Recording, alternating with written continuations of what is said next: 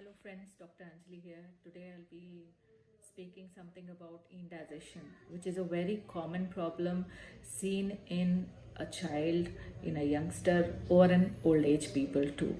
So I have so many patients who come to me and they describe it as an discomfort happening in the abdomen. So maybe due to after food or before food. So they'll be feeling continuous discomfort in their stomach or the lower abdomen, and they don't feel like eating, you don't have an appetite. So all these comes under indigestion. So what is the cause of indigestion? Mostly when I check their diet, I come to know that they'll be eating junk food throughout the day, or some of the people they continue to eat outside food. So all these contribute to daily toxins in the body. So that is the main reason of indigestion. Also irregular eating habits or and overeating. Sometimes I see some patients who will be eating a lot even though it is not required, or they'll be giving to their kids every hourly some or the other kind of food. So it is overindulgence. So overindulgence in anything is bad.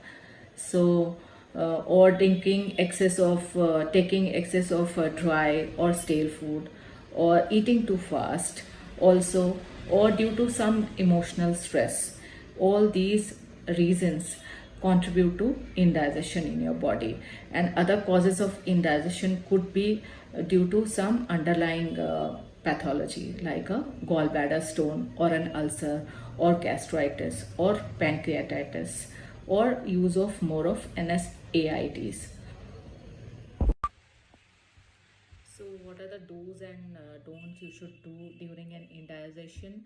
See, planning of diet is very essential because that is the root cause of indigestion.